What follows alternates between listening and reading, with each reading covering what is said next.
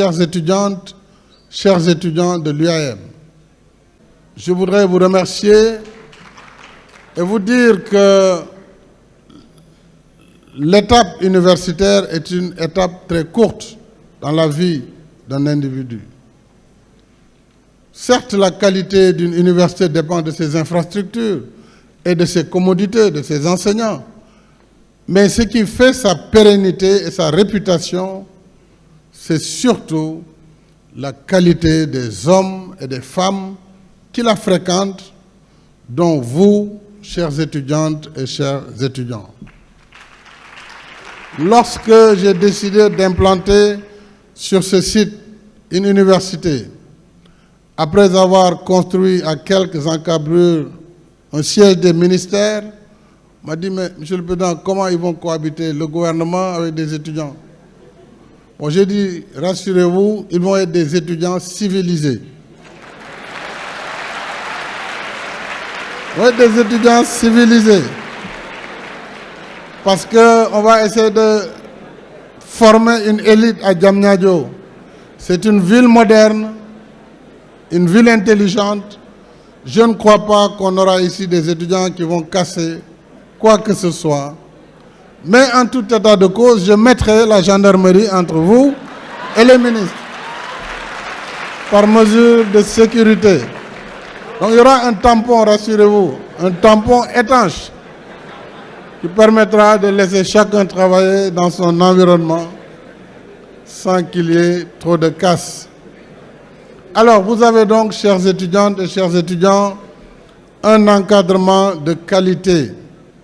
Soyez des apprenants de qualité. En tant qu'ancien dirigeant du mouvement estudiantin, mes profs sont là, ils le savent, par moments, je leur ai montré des vertes et des pas mûres.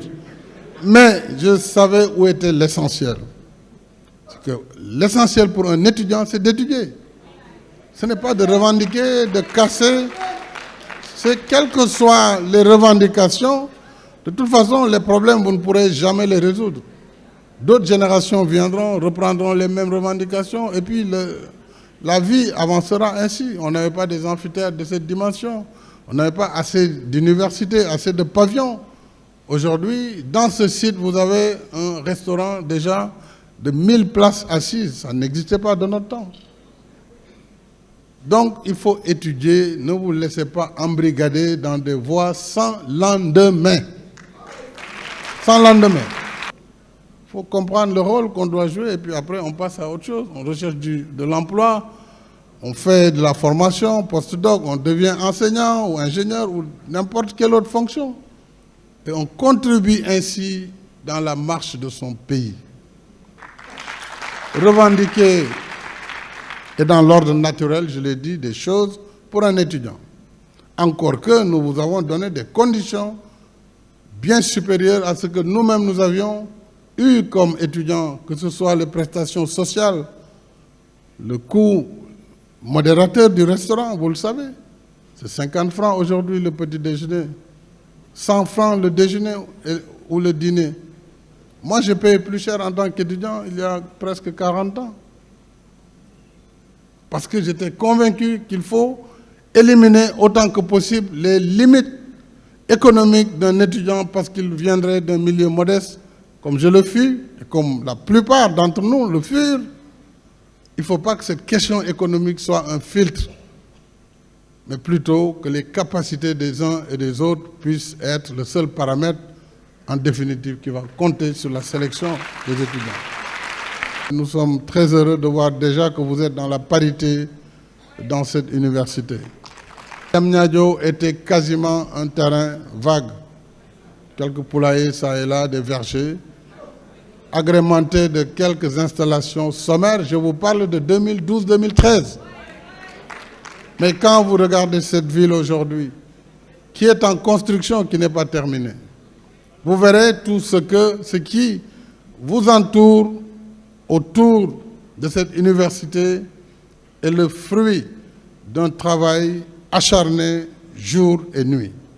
Pour que dans 15 ans, en 10 ans peut-être même, dans 15 ans, 20 ans, 30 ans, que ce soit parmi vous, de l'UAM ou des autres universités qui dirigent le pays, soyez au premier rang, que soyez les recteurs.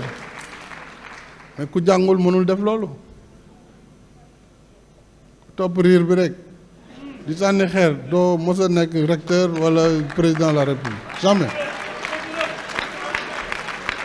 Alors, chères étudiantes, chers étudiants, je vous exhorte au travail. L'État sera toujours là, à côté pour vous accompagner, car jamais depuis l'indépendance, nous n'avons construit autant d'universités, équipé autant de campus, de laboratoires et recruté autant d'enseignants-chercheurs dans nos universités. Je ne parlerai pas des questions de retraite pour l'enseignement supérieur, c'est déjà acté, mais je souhaite également que vous mesuriez, chères étudiantes et chers étudiants, que vous mesuriez l'honneur qui vous est fait d'avoir comme parrain le patriarche Amadou Mahtar Mbow. Je souhaite que toutes ces structures et d'autres installées ici bâtissent selon des modalités à convenir, qu'ils bâtissent donc des partenariats pour le partage d'expériences, la formation, les stages pratiques, que vous avez des écoles d'ingénieurs pour la plupart, en vue de valoriser le potentiel des étudiants et favoriser leur employabilité et leur insertion. J'ai entendu le plaidoyer des étudiants sur les masters. Alors je voudrais vous inviter à optimiser le temps de développer le corps professoral, à optimiser les formations entre l'UAM et l'UCAD. Vous êtes les deux universités publiques de la région de Dakar, de la capitale.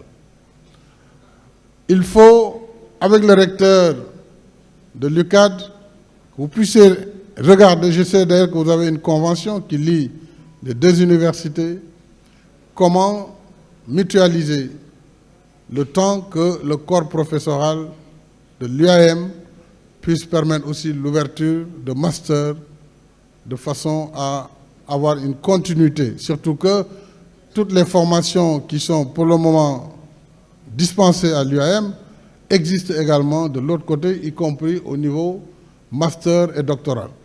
Bien sûr, la vocation d'une université, c'est de former des masters, des doctorats. Et je suis sûr que l'UAM fera partie très bientôt des meilleures universités du Sénégal. Mais il y a un travail de rationalisation et de mutualisation à faire et je sais compter sur votre engagement, celui du ministre de l'Enseignement supérieur, du corps professoral,